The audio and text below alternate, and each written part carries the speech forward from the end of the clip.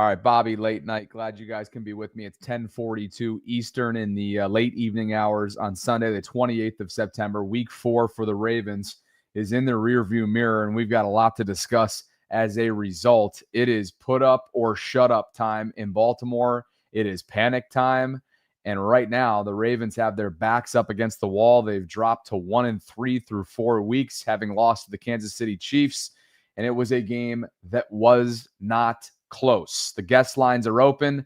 The access link is a pinned comment right now in the live chat if you want to get something off your chest as we make sense of what took place today in Kansas City. Glad you guys can be with me. Guess not under these circumstances, but I'm glad you're here regardless. If you could on the way in, like the video, subscribe to the channel, hit that notification bell, and know this. The last time the Ravens were 1-3, as Jeff reminded us in the Twitter sphere, it was the 2015 season. They finished 5-11 that year. Of course, it was the 16-game season back then. That was when Terrell Suggs, Joe Flacco, Steve Smith Sr., Justin Forsett, and Dennis Pitta were among those to miss all or chunks of the season with injuries. The Ravens have a slew of them right now. John Harbaugh addressed reporters after the game at Arrowhead. Chiefs, I thought they played really well. Executed both sides of the ball, played good physical football, and won a football game handily, all 3 phases. I feel like they coached better, they played better, everything was better. So that's it. That's a game in the National Football League, and we'll have to go back to work, figure out how to try to win our next football game. And we've got issues that we're dealing with, and we got to deal with them in a real smart way and find out how to line up and play our best game against the Texans. That's going to be our task this week, and I know our guys will go to work. I know our coaches will go to work to do that, and that'll be our challenge. So any other questions or any other conversations about it are going to be just that. We've got to get to work and get ready to play a football game and play well and try to find a way to win a game and get on track. I believe we're going to be a good football team. We're just not a good enough football team yet. And all the things that go with that are the challenges that you face in the National Football League when you get circumstances that we've had. So that's what we'll go to work on. Outplayed, outcoached, outperformed, so on and so forth. Too often, that has been the messaging after Ravens Chiefs in recent years. They lose to Kansas City 37-20 today. The Chiefs looked like the Chiefs of old. That's what the Ravens made them look like today. And as a result, throughout the Lamar era, Kansas City now is 6-1 against the Ravens. John Harbaugh has gotten it handed to him by his former mentor, somebody that he worked closely with during his time in Philadelphia, and that is Andy Reid. Here is Coach Reid at the podium post-game looking at the Ravens. To our fans for the job they did today, man. They were unbelievable, loud, aggressive, and we appreciate all that. Also to the Ravens and John, he's got a team that's a little bit banged up right now, and he's battling through that. But put up a great fight today, and I'm glad things worked out, obviously, the way they did. I'm sure he is. Quote, he's got a team that's a little bit banged up right now, and he's battling through that, but put up a great fight today. Guys, obviously Andy's a pro. He's a contender. He's a Super Bowl champion. He says and does all the right things, as he did in the days leading up to this one, as all of his players did as well. There was no bulletin board material. These guys are the farthest thing from pretenders. They've been here, done that, and they do their talking on the field. I got news for you. There was not a lot of fight now for the second consecutive week from the Ravens. Keon Martin is the exception. Justice Hill is an exception. Tavius Robinson is an exception to that statement. There was not a lot of fight out there whatsoever. The mentor, yet again, one-ups the mentee, if you will. John Harbaugh's struggles against Kansas City continue, and in this case, they are at rock bottom. And guys, let's be very clear on this in terms of what we watched unfold today. This game was over honestly at a point in the first half, in my opinion. The facts after 2 quarters were that the Ravens surrendered 20 total points. 3 turnovers, by the way, one of which was a turnover on downs, 4th and 1 without Derrick Henry on the field. I don't care if he's not the go-to in short yardage situations. Have him out there. His presence alone is something to account for from a defensive perspective. They were penalized 6 times. 6 times. It's just not, that's not something that's acceptable. A couple of which were delay of games. An undisciplined penalty to start off the first drive, Marlon Humphrey with a personal foul. I think that was on Xavier Worthy. Marlon, one of the many players to have been ruled out today. We'll get to those full slew of injuries in just a bit, but they were going after Marlon early and often.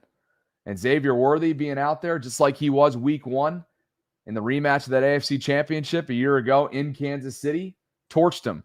They had no answer for Xavier tonight. 2 carries for 38 yards. One of the end arounds was Ravens looked lost out there. He had 5 catches for 83 yards as well. 8 targets. Clearly their number 1 wide receiver. Travis Kelce killed the Ravens in some aspects as well. The numbers don't pop off the page, but the Chiefs were able to put up 37 points. Yeah, injuries are a part of this, but to be quite honest with you, the days of using the injury blame game are long over. They need changes, and they need changes fast in Baltimore. There's nobody coming to save this team.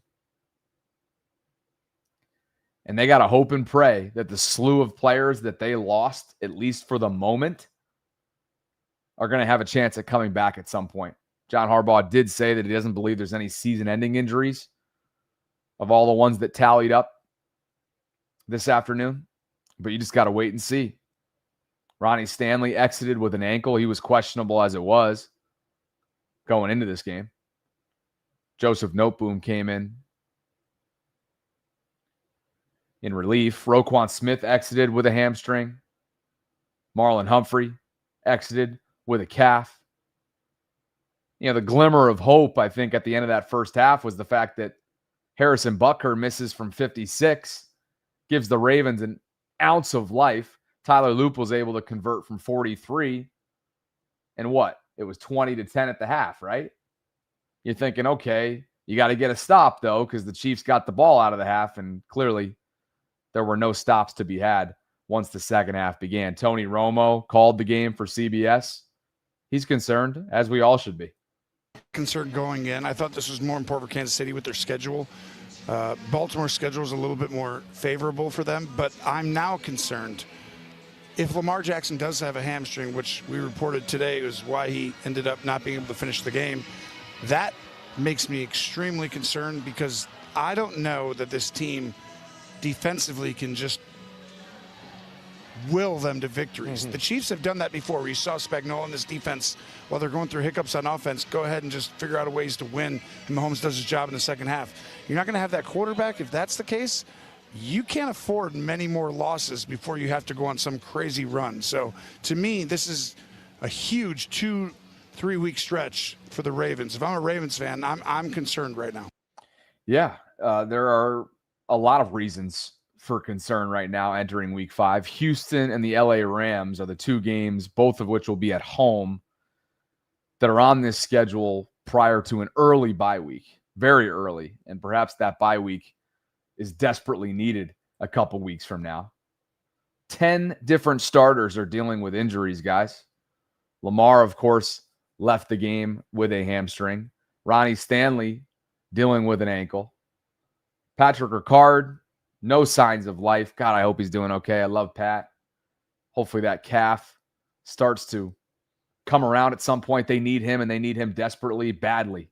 Nnamdi Madubuike and Broderick Washington yesterday were placed on injured reserve. Not season-ending IR, but the short-term designation means they're going to miss at least the next 4 weeks. Their presences were missed. Travis Jones was questionable with a knee. He couldn't go come game time. KVN couldn't go with the hamstring. He's missed 2 consecutive weeks. He was seen pregame working out. I don't know how close he was or wasn't. Roquan Smith left with a hamstring. Nate Wiggins, man, that's an elbow, and that was a car crash type of play. Again, Harbaugh didn't get up there and say that any of these were season-ending, but what could happen over the next 24 hours as things transpire from a medical standpoint? We just got to watch it.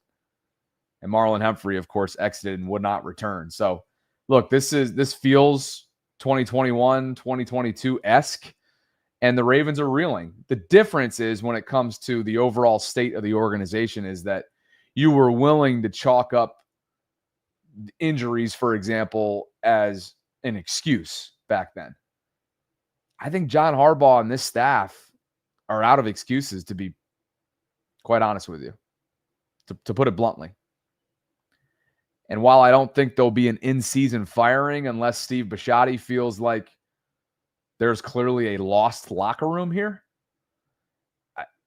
at this point, even if they do go into the bye week 3-3 and they rip off wins with or without Lamar against Houston and the Rams, you're still going to be in a position where I could absolutely see, and this is part of the reason why to begin with, predicted a 12-5 season.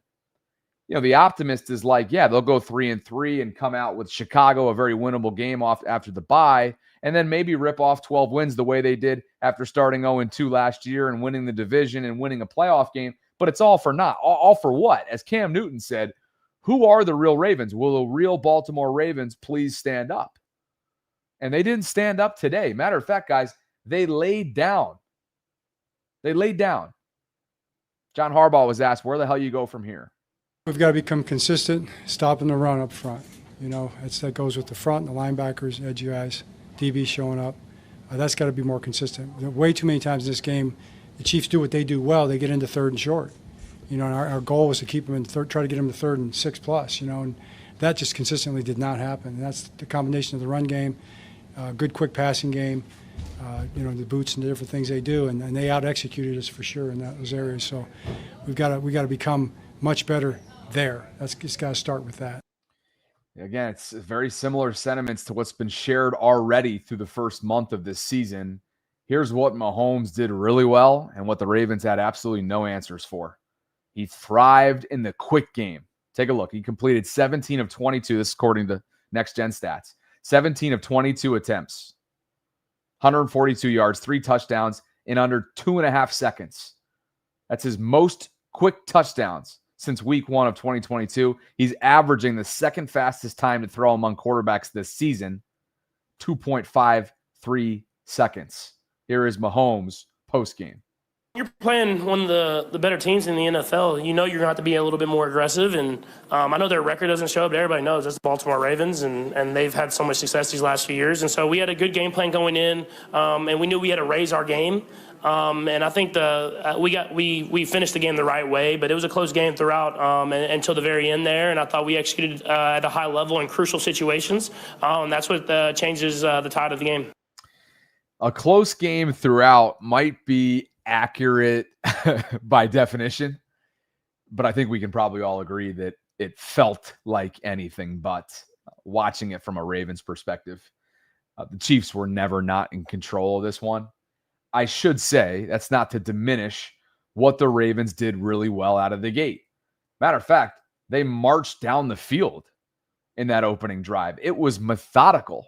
They were getting great run blocking from Alele and company. Justice Hill in the screen game, right? Some tough run yards, some tough short yardage situations, moving the pile. Mark Andrews, a couple of sightings on that opening drive. Lamar in game manager mode, precision mode, making all the right decisions, making the right checks at the line. 9 plays, 70 yards, 5 minutes, 25 seconds. Efficient to the house. Ravens score, and you're thinking, okay, here we go. You're probably still thinking at that point that you're going to need a 40 burger to compete with the Chiefs, knowing what the Ravens had out there defensively. But at least the Ravens showed up and in scripted form, their first offensive drive, they were ready to roll. From there, I mean, it was just, there were play calling issues, there were ball security issues, body language and demeanor and morale. I mean, I swear to God, every other minute it felt like CBS and the camera crew were catching shots of a defeated group. And that's happened twice now in under a week. A defeated group.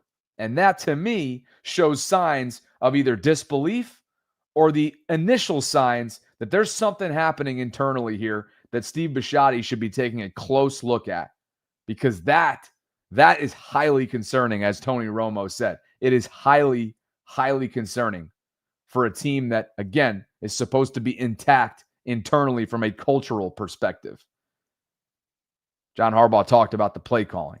Play calling, you know, I'm not going to sit here and say I'm happy about it at all. You know, I'm sure that Todd's not happy about it either. None of us are, you know. So you got to look at that and decide what you want to run there, you know, in some of those circumstances and situations. But, you know, if they work, they look good. They threw the ball on 4th and short and 3rd and short a few times and completed them. So maybe we just need better plays. You know, we need plays that are going to pop open. Maybe we've got to do a better job of game planning those plays. That's what I would say. I mean, I think that we need to put our guys in better position and give them opportunities to make plays in those situations, because in a game like this, you got to be aggressive. You got to go for stuff. And we didn't get it done.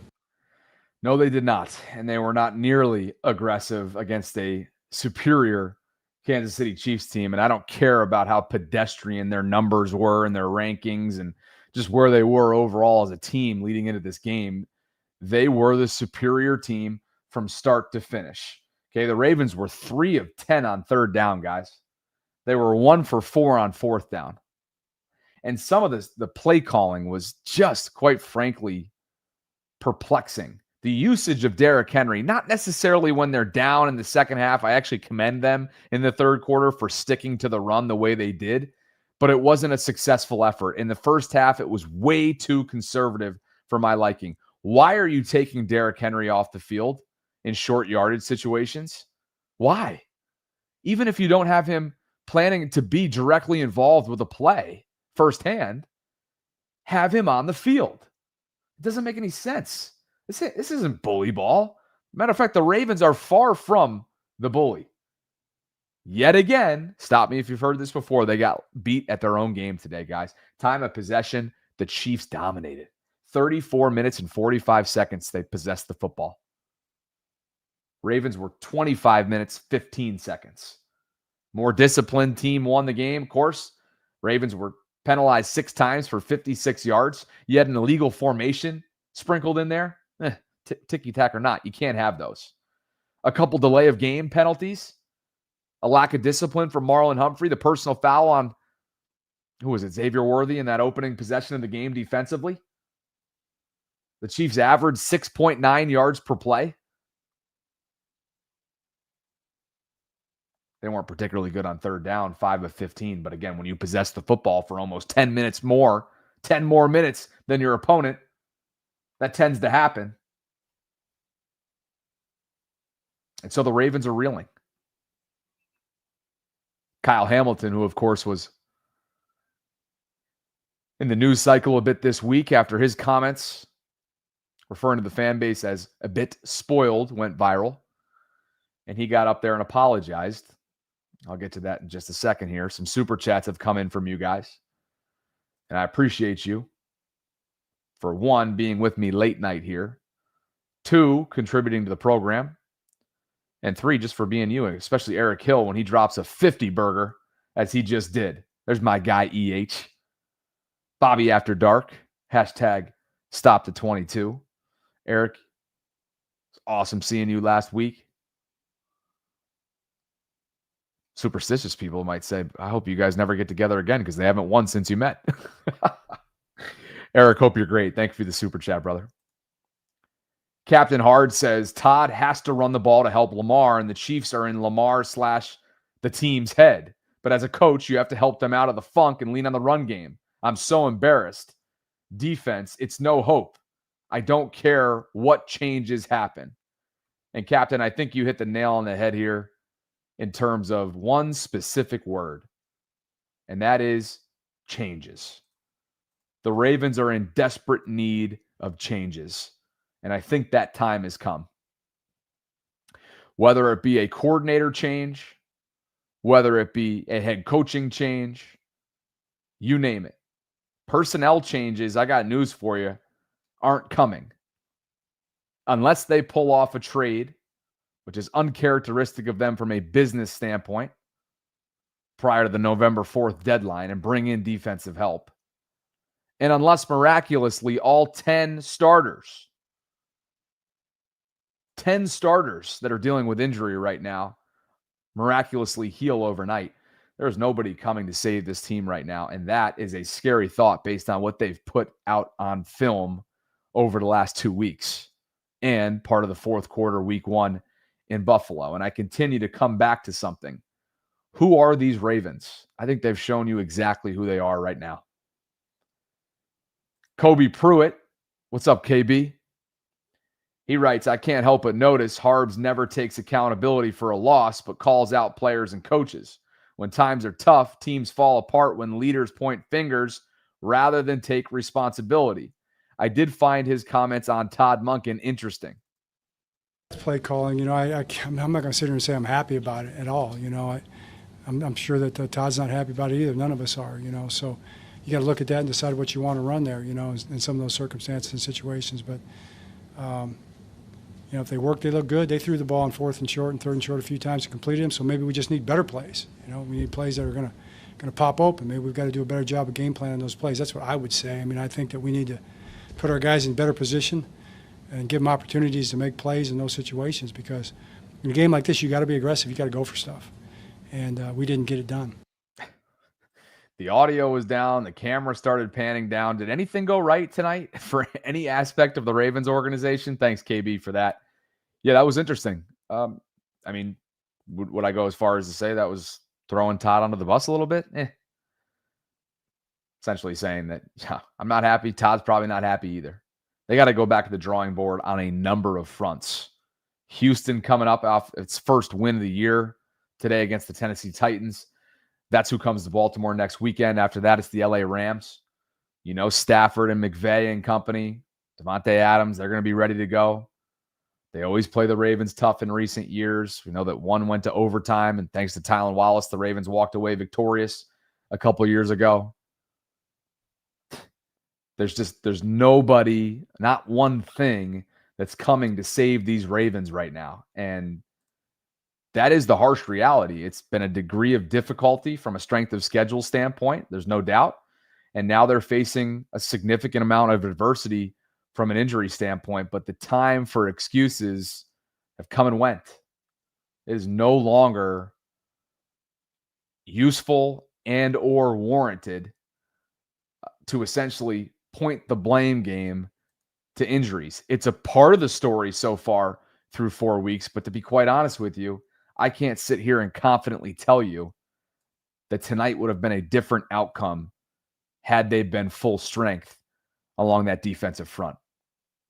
Guys, Preston Automotive Group continues to support this channel, continues to support all of my endeavors within this space. And if you're looking for your next ride, I would love for you to check out Preston Automotive Group. They have locations, if you're in the Baltimore area, nearby in Aberdeen, Randallstown, and all across Delmarva. They've got the selection and the deals to get you on the road today. If you scan the QR code that you see in the upper right-hand corner or go to my show notes, it'll take you to my specific landing page that you're seeing me scroll through right now. You have a couple different deals that are available to you as a Bobby Baltimorean. One, they're going to allow you to cash in $500 towards a newer pre-owned vehicle if you mention my name at any one of their dealerships. And or if you buy 4 tires, you'll receive 50% off your alignment. You can reach out to them by contacting through this little form right here. There are currently 3,399 available vehicles through their inventory, which is always fun to scroll through.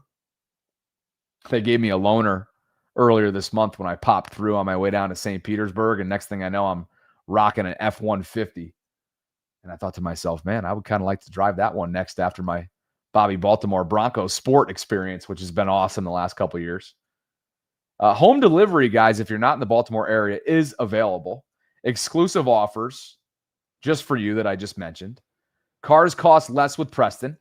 Whether you're in Baltimore, Aberdeen, Randallstown, or anywhere on the shore, there's a Preston dealership ready to take care of you. Ford, Hyundai, Nissan, Mazda, and more. Whatever you're looking for, Preston has a location near you. You can, again, visit the show notes, PrestonMotor.com, or scan the QR code. And once you get to that available inventory section, look at all the different categories you can break this thing down by.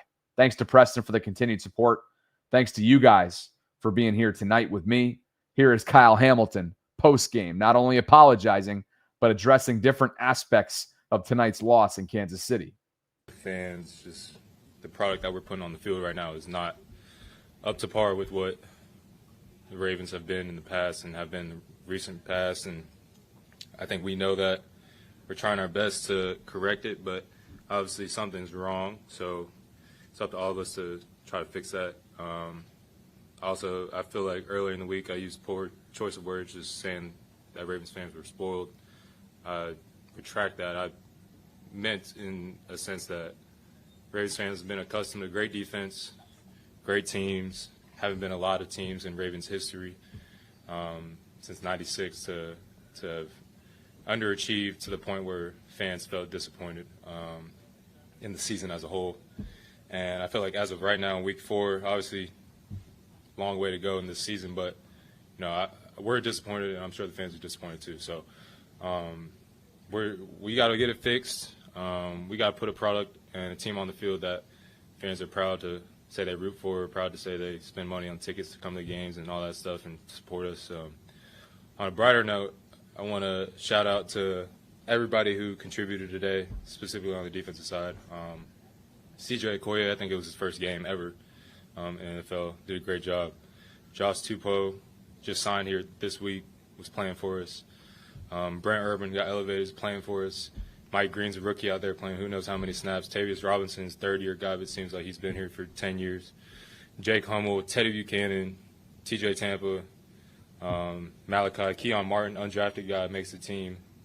He's out there playing 3/4 of the game against the 3-time Super Bowl champs in the past however many years. So shout out to those guys for what they did today, the whole game. Obviously it didn't go how we wanted it to, but I think that's kind of a silver lining to take from it. It's a top down in the organization, guys just working hard. So we got to get it fixed. We know that. We'll do it hopefully this week.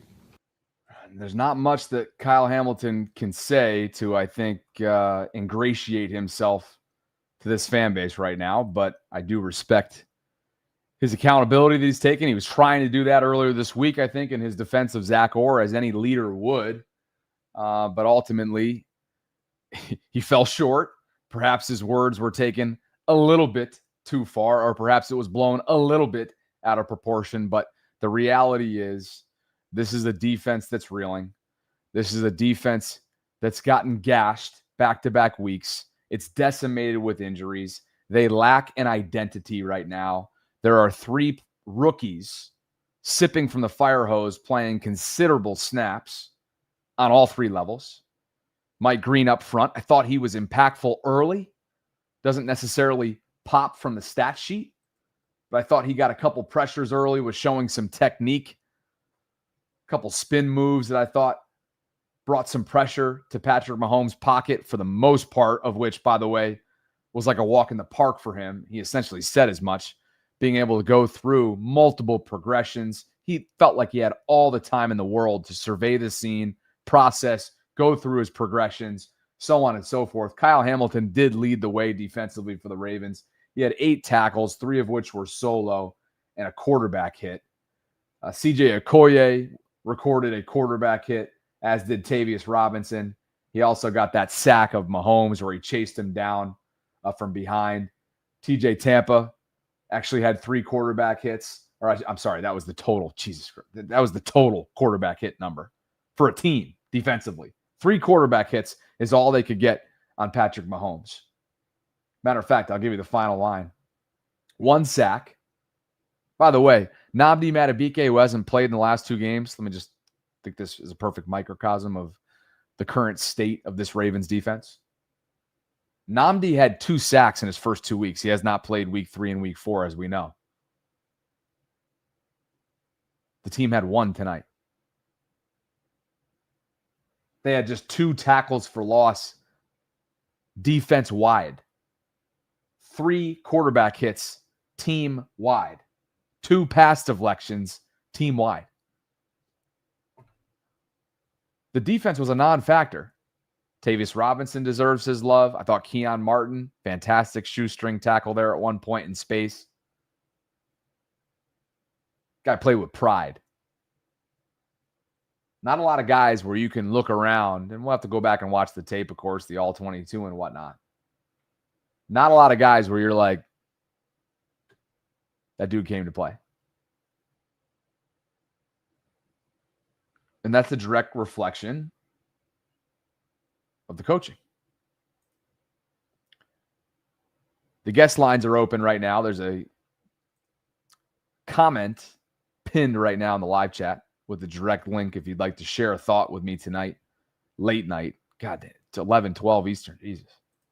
Got some super chats. Let's get some super chats in here as well. Thanks to Eric, Captain Hard, Kobe for weighing in so far. Tone says, do you think this team is going to be 1-5 before the bye? It's hard to say. I mean, we don't know the status of Lamar, for example. Are they going to win out Houston and the Rams with Cooper Rush under center? I don't think so. If Lamar is going to consider either a week to week or considerable time, then I don't see them being 500 team going into the bye. So 1-5 is hard. I mean, I'd at least like to get a little bit of clarity on the laundry list of players that went out of the game so far. Or just today, I should say. What's up, Captain? The Todd call was the, quote, don't look at me. I did not like that at all. I hope they don't have a problem behind the scenes. The team can't handle it. Yeah, Captain, again, reacting to John Harbaugh's Todd Monken's comments, and I'll just play those again just in case those of you who maybe just popped on haven't heard them yet. This was John Harbaugh earlier at his press conference talking about play calling, situational play calling, short yardage situational issues that they've had and been having and certainly had tonight, and how Todd Monken's name got brought into this. Play calling, you know, I'm not going to sit here and say I'm happy about it at all. You know, I'm sure that Todd's not happy about it either. None of us are, you know. So you got to look at that and decide what you want to run there, you know, in some of those circumstances and situations. But, you know, if they work, they look good. They threw the ball on 4th and short and 3rd and short a few times and completed them. So maybe we just need better plays. You know, we need plays that are going to pop open. Maybe we've got to do a better job of game planning those plays. That's what I would say. I mean, I think that we need to put our guys in better position and give them opportunities to make plays in those situations, because in a game like this, you got to be aggressive. You got to go for stuff. And we didn't get it done. No, they did not. The Chef 87, who's also in my waiting room, we'll get you in here in just a second there, Chef. He writes, Bobby, I get Mike Mack, but how you allow Anthony Weaver to leave too? Yeah, he's in Miami. He's going to be a head coach at some point, I would think, in the next couple cycles. Although, not too pretty right now in Miami. Where would you rather be, though, huh? Would you rather be in Miami or Baltimore right now? Those two are going to face off at some point soon. Halloween weekend, matter of fact. Ravens, Dolphins. But yes, Anthony Weaver did walk out of the building recently. Ryan White, what's going on, Ryan? We're too predictable. Abysmal personnel assignment coupled with terrible play calling and in-game decisions equals a losing franchise. You know, there was one concerning play. Was it the first half? Maybe you guys can help me out. Second quarter, maybe? Nate Wiggins clearly was confused in terms of his assignment.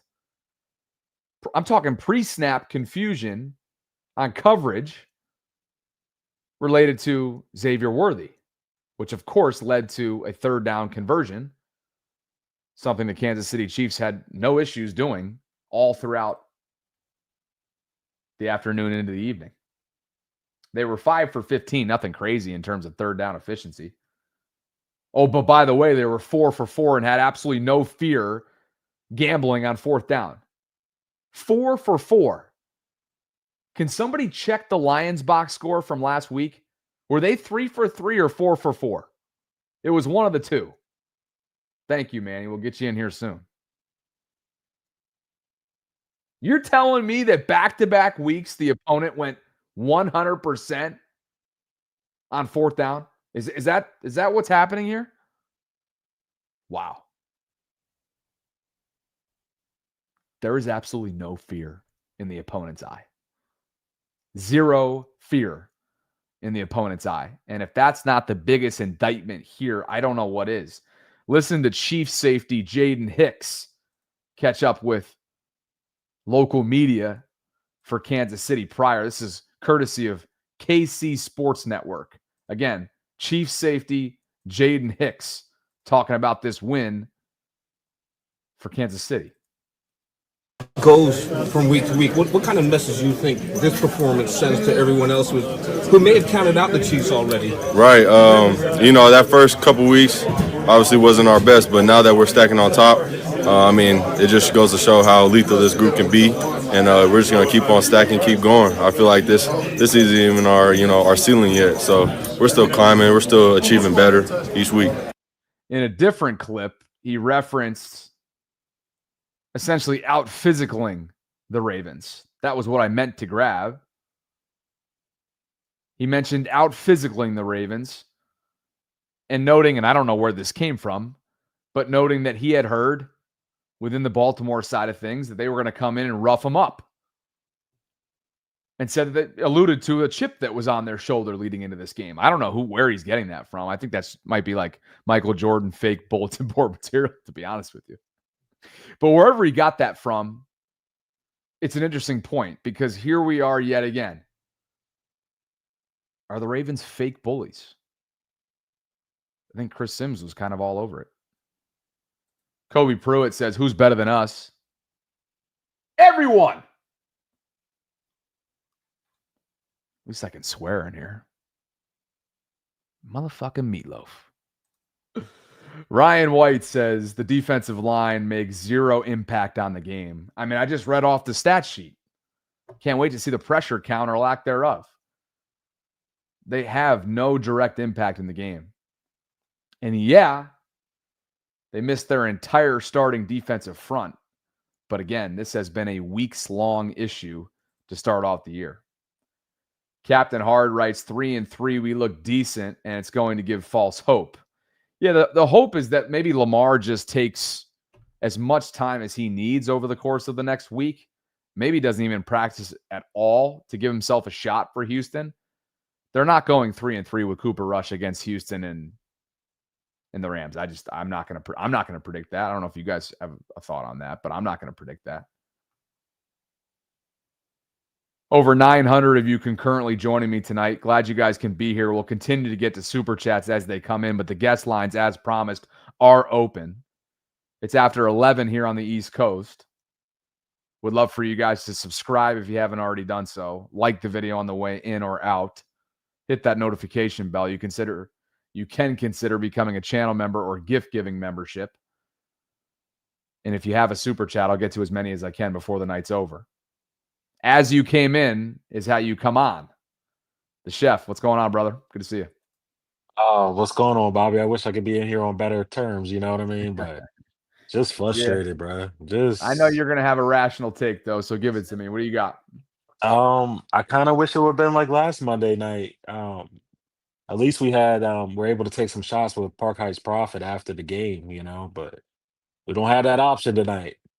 But I don't know, man. It's just time to move on. I know they're trying to wait probably to the end of the season, but this Harbs thing is just getting worse. This Orr thing is getting worse.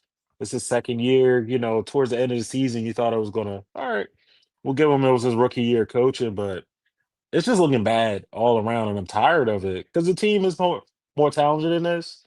But I think I was listening to the Fan, your boy Tim Barbalish's show, Inside Access, and they mentioned that in this draft that with losing Pierce, we never really had a Pierce replacement. We should have picked up somebody in the draft. It was a lot of defensive tackles, but the trenches. It's cool that we have skill players in the secondary, but if you're not having a guy like a Pierce or somebody like that moving people around, what's the point? Tim's got a good point. And that's why Samuel Njoku had MP on last week and was like, yo, can you come out of retirement? And he was like, nah, I'm good. And then went on to say, with this team, why? But Yeah. with this team, why, Bobby? Why would you come back? Even if it was why get yourself hurt? You get what I'm saying? I do. Ain't nothing for him nah. And the reason why I'm looking over to the left-hand side of the screen is I just found something that my pal Cole Jackson tweeted, and it looks like it's either from the Banner or the Sun or some posting material here that I really want to bring in and get your thought on, because this right here might be Cole's the guy. There's going to be a lot to get to coming up on the collective on Tuesday night. But let's just take a look at this from Cole Jackson. And he says this is easily the most concerning thing about the 2025 Baltimore Ravens. And I couldn't agree anymore. So again, I don't know whose writing this is because he doesn't cite it, but it looks like it's either the Banner or the Sun post game here. And the writer writes, Kyle Hamilton spoke at the podium after the game, and he handled it extremely well. I think we can all agree there, right? He did. He got up there. Whether you liked his comments or not, whether you were offended by them or not this week, he apologized. He took accountability, and he faced the music. How about the second part of this? But the other leaders of the defense denied interviews or were gone and or injured. They left players such as Tavius Robinson, John Jenkins, and rookies Malachi Starks, and of course Keon Martin's an undrafted rookie, to answer questions for them. That's a culture issue. That's a culture issue, man. It's a culture issue. That ranks up there bad, Bobby. Just like with Mark, it took him forever when he said he had the wet gloves. I get it, you were going through something in Buffalo, but come on, dude, you got to face the music. We're grown men here. You get what I'm saying? I do. To me, this is out of every. To be honest with you, I don't think it's hyperbolic to say this. Out of everything that we've watched through 4 weeks, defensively, special teams issues, ball security and crunch time, you name it. This right here might be the most concerning aspect of everything. Right here. It's a culture issue. It's a culture and a coaching issue. I'm tired of it. Like and I'm not trying to be negative, but it just feels like you got to seize the moment when it's there. That 2023 season was everything. That was our Super Bowl. I can understand if we won that year and then we're having these issues this year, but we're keep having our hopes up because we're trying to get back to that 2023 season when we left it on the line. But to go back to this is just very frustrating because it feels like we're starting from scratch almost. Shit. I mean, who's to say this thing isn't going to get blown up? Now, when I say that, what would be blown up is several expiring contracts not being extended. Likely being the exception, I would think, to that. Okay, I'll give you a list of names, Bobby, make it easy for you. Some guys that's here. Kavian, he's gone. He's not going to be here. Mark Andrews probably going to be gone because we're not going to be paying him. You know what I mean? Like, I love Mark, but there's no point in keeping him here. Mark could probably go down the street to Washington and fill in for an ever-aging veteran, Kyle. You know, what's his name? Are you Kyle, talking about Zach Kyle Ertz? Ertz. Yeah, Zach Ertz down in Zach Washington. You know what I mean? Like, he could fill into that role perfectly, but something's gone here, man. I just don't know what's going on because, like, it's no way looking back at the Bills thing, like, how do we lose that game? Like, I'm over it, but it's just like you're up that much, and then to lose that, and then the Lions, to just take that gut punch. Like, we got bullied. Like, we got passed around like Bobby's late night, so I can say what I want to say. It was like one of those girls in high school, you know what I'm saying, that everybody in the neighborhood kind of like passed on, you know what I mean? Like, she was the girl, the fun girl. And that's how we feel like in Baltimore now. What In a about Fremont? sense. What about Fremont Street? Whatever. I mean, I don't smoke, but it's like we feel like we're being a blunt that's getting passed around at a Snoop Dogg concert. Real talk. Yeah. Hey, by the way, lost in the sauce of all of this is how limited the tight ends were. A complete non-factor. Isaiah Likely in his return. We'll have to see the snap count, but he did not have one target. Mark Andrews, after a stellar opening drive where he was involved early, as the Chiefs has always done successfully with him, he was a non-factor. He had 7 catches for 30 yards, targeted 8 different times. Zay had a great moments in that first half. He finished just with 7 receptions for 74 yards, 8 targets. They'll live with that. Kansas City will live with that all day long. There is nobody on this Ravens team or staff that scares them, and they proved why they're superior, even with the talent gap that we know exists when the Ravens roster is at 100%. They don't give a shit, and they went in there and they made sure to tell everybody who they are and remind everybody who they are. We the hoes of the AFC North this year. We are. We just the hoes. We just getting passed around. I'm sorry to say it like that, Bobby. We just getting passed around. We the hoes. Nobody not gonna take it serious. We just have good to have fun with and moving on with. I mean, I put DeAndre Hopkins. I know it's gambling, but I put DeAndre Hopkins on a parlay just for 10 yards, one reception. Couldn't even get that. No, you couldn't. Chef Trez said earlier that he had all of his parlays. What the hell were those? But anyway, I don't appreciate know, you, but man. Thanks, man, thanks for calling in. Hey Bobby, Yeah. I'll just say it like this. Evan, I know he's probably in here on the chat, but we had a laugh about in chef terms. What would you recommend? What the Ravens did? He said somebody just put something in the deep fryer and went on a smoke break, so it's just cooking, it's just burning up. Like, don't even care. I'm smoking a cigarette. Yeah, it's crazy, man, crazy. But hopefully Appreciate we you, get it man. back together, Bobby. Love you, man. I'll talk Hang to in you, there, Chef. brother. Yep. All Thanks right. for the call, dude. Appreciate you. And welcome in Mr. Loop, Steve Loop, who traveled to the Kansas City game at Arrowhead today. He said that, it's got to be one of the best environments in all of football, right? I think we can say that safely. And I don't know whether or not that was related to some of the lack of polish from an operational standpoint, but those delay of games were a problem. They were penalized 6 times for 56 yards, including several early in that first half. By the way, Tyler Loop was 2 for 2 today, including a long of 43. The nice little momentum shift. We thought that might have been a sign of life, a glimmer of hope towards the end of that first half when Bucker misses from 56. He has not been himself this year. Tyler then cashes in after the Ravens put him in position to convert from 43, which he successfully did. So good for him. And no landing zone issues, by the way, today for Tyler. So certainly a positive sign for the rookie out of Arizona. Mr. Luke, great to have you here with us tonight. Bring us some reason. Over 1,000 of you concurrently watching right now across both platforms. If you could on the way in, please like the video, subscribe to the channel, hit that notification bell. You know the drill. A lot of you are reacting to this via Super Chat and guest lines, which are open right now. Manny and Julian on deck. The link to join, if you guys would like to, is a pinned comment right now in the live chat. We left off with Captain Hard, and we picked things back up with Nick Marty. And Nick writes, Lamar's going to ask for a trade, and Harbs needs to go. Can't blame the offensive coordinator and the defensive coordinator all the time. We are soft and don't have any killers on the team. Thanks for the super chat, Nick. Ryan White says, snowball's chance in hell.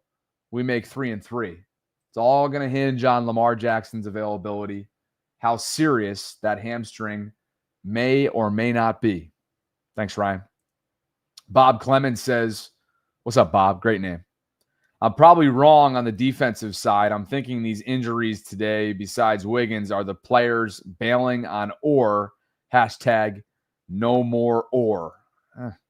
There's a lack of character. I think there's just right now they're that decimated. And what you see up on the screen, and thanks, Bob. Appreciate the super chat. What you see up on the screen, I think, is what we need to continue to look into here and have some dialogue on, because this to me is concerning. This screenshot that you see up on the screen that is essentially saying the leaders of this team, like they did after the Detroit game, some did, I shouldn't say all, and certainly not Kyle Hamilton, who's faced the music now back-to-back weeks. The fact that you've got guys that aren't just necessarily, it's not about not fulfilling their media obligations. That's like one aspect or component of it. It's a lack of accountability. That to me screams a lack of togetherness. And that then comes down to opening up dialogue about where this coaching staff is right now and what kind of hold they have on the locker room. This is concerning. And it makes you wonder, it begs the question, is there something bigger that's happening as this starts to snowball? What say you, brother? Welcome in. What say I? Well, I think it's what Dre said the other day. It's the head coach, and it trickles down towards the coordinators. It trickles down to the players. And this is what is happening right now. I mean, literally half the team quit at the end of the third quarter. That tells you everything. That literally tells you everything. Lamar is not hurt physically. He is hurt emotionally and mentally after seeing year after year after year the same tape. I know we cannot go explicit mode. You can do whatever the hell you want. No, I'm asking you. It's your channel. You can do whatever you want. I mean, plug your ears out there. I mean, they're tired of this horseshit. Let's be honest. Let's be crude here. Let's be honest. Let's be blunt. They're tired of Harbaugh's shit. Year in, year out. It's his way or the highway. A thing that I said to Hendo on his channel early on. Look at the coordinators we had before the Super Bowl when John Harbaugh entered. Only 2 offensive coordinators, Cam Cameron and Jim Caldwell. Only 2 defensive coordinators that we had, because Rex Ryan left in 2008 to coach the New York Jets as a head coach. So we only had 2. After the Super Bowl, how many coordinators did we rotated with Flacco? How many defensive coordinators we rotated with Harbaugh on the defense? And it's always an EDC and Aussie Newsom. They always said Harbaugh is the one hiring the coordinators. It's not us. It's always him. I mean, that's the common denominator. You cannot get coordinators to be the scapegoats because of your lack of planning, your lack of taking accountability, taking the responsibilities of a true head coach. Because how is it? The perfect example, even though Gary Kubiak was not his hire, first year in the Broncos, they went to and win the Super Bowl that year.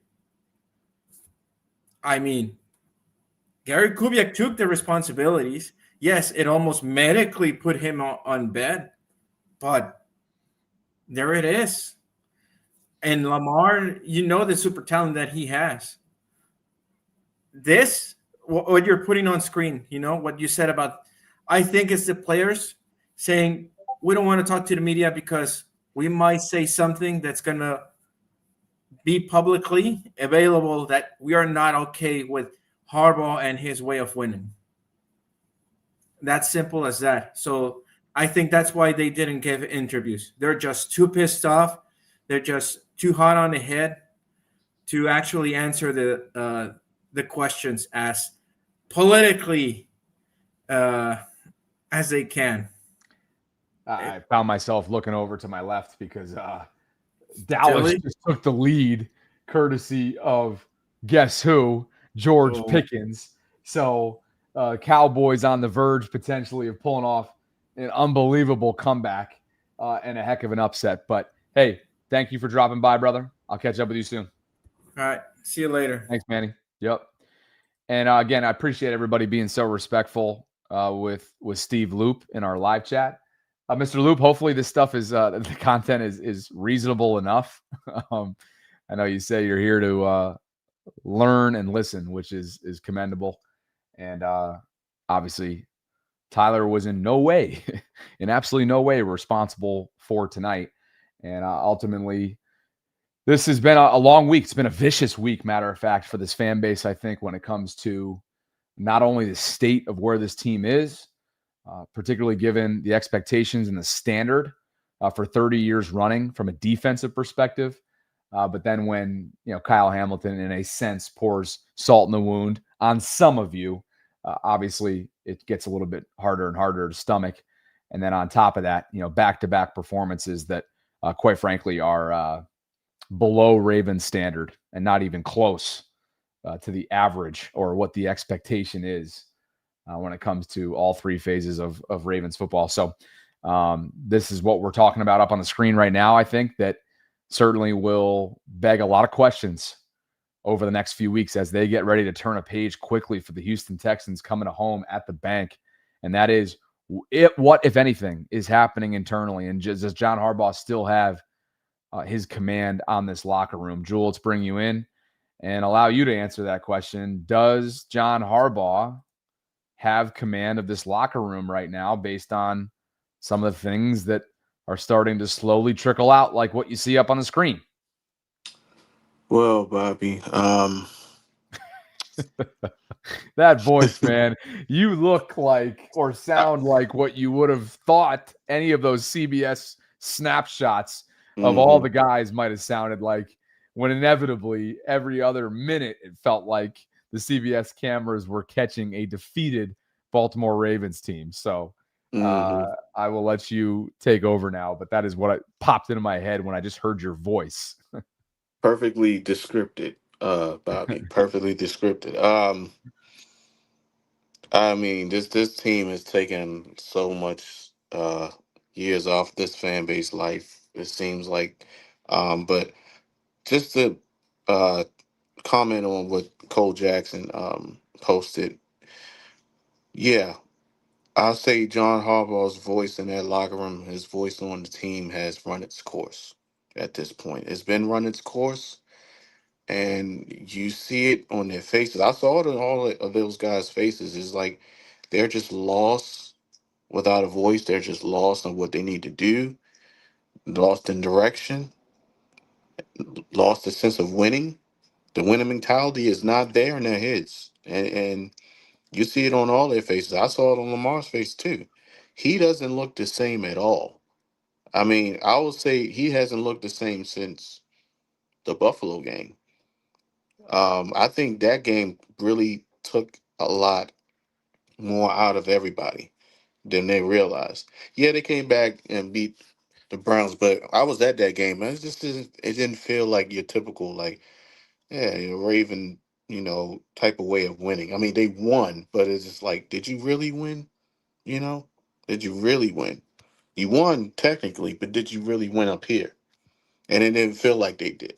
And it showed last Monday when they faced Detroit, when they just got pummeled into the ground. I mean, it was just terrible. And then everything just triculated in this game when they lost damn near like what, 6 people on defense, and then well, not 6 people, just the people 10 that they starters lost. overall. Yeah, 10 10 starters starters. Yeah, overall, and that includes the guys that were designated on IR. exactly. So it's just like, as a fan sitting here watching this, you're just going like, what the hell is next? And what's going to become of this? I don't even know, personally speaking. But only thing I will say is right now, I'm probably going for my mental health from this team. I'm just going to take a breather because that is just not really good for like the health of me.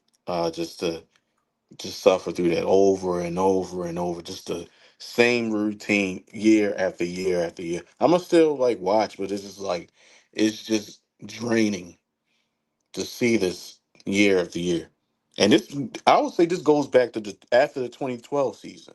And I kept saying that because this goes back to that season after we won the Super Bowl, and then we didn't do anything to help Flacco in that regard. And that trade when we did with Q, that really set it all for me. And then it was like those years prior to that, and then now we get to the Lamar, era, and now it's almost like it's the same thing. But there's one common denominator with all of that, and that's John Harbaugh. And the longer he stays, this is what's going to happen. And I don't want to put it too much all on that as well because there's a lot going on. As far as that, we could talk about Zach Orr, and then I would say Don Monken's philosophy too. I mean, he's had some questionable calls here and there, but it's like this team is mentally broken from the top to the bottom, and I don't know how Steve Bisciotti is going to sit up there and allow this to continue.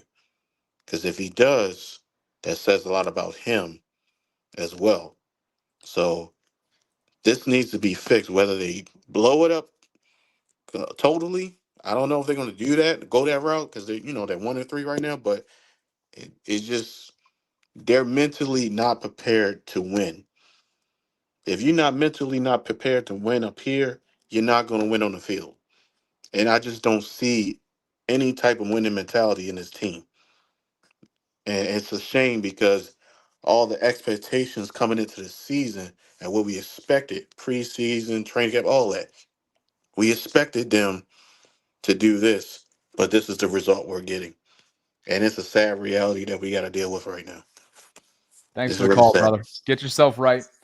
Keep yourself right and be on the lookout that front step, will you? It's because something's coming your way, baby. A snapback is coming Julian's way, courtesy of the vaultpod.com/shop. More super chats have come in. I appreciate you guys spending some time with me here late night as we try to make sense and wrap our minds around what unfolded today in Kansas City. Captain Hard says Harbaugh allowed this to happen.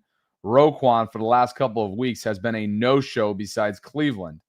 Jair not playing is weird, which I don't think is weird at all after what he put out on film week 1. It was clearly way too much, way too quickly. Keaton not playing is weird. It's a lot going on behind the scenes. That from Captain Hard. We do have answers for a number of those things that you just referenced up on the screen, but I appreciate the super chat.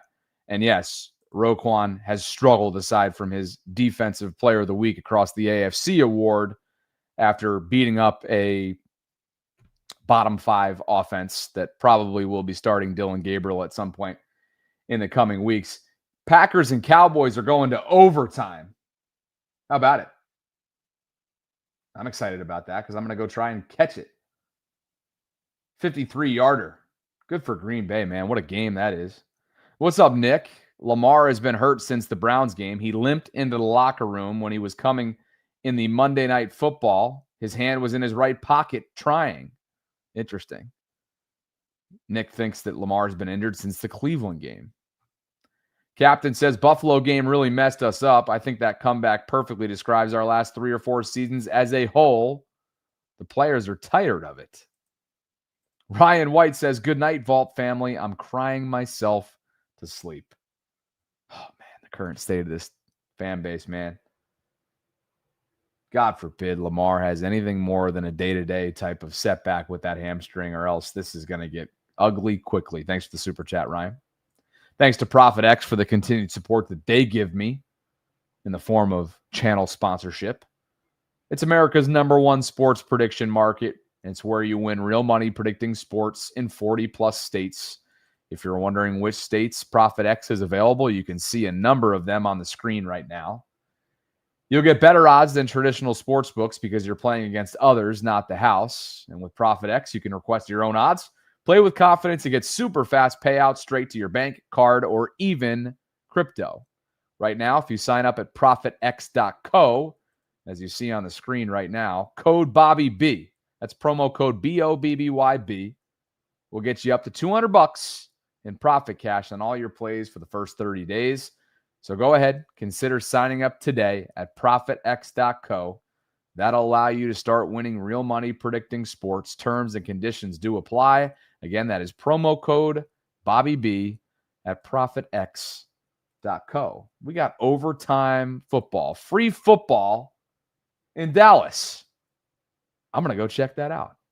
Guys, if you could on the way out, please like the video, subscribe to the channel, hit that notification bell, consider becoming a channel member or gift-giving membership. You guys are the best.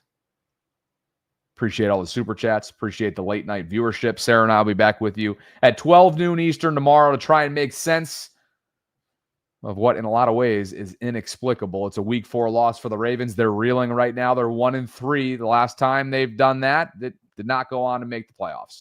5-11 back in 2015. They were banged up significantly, and now here they are again. Thanks for dropping by.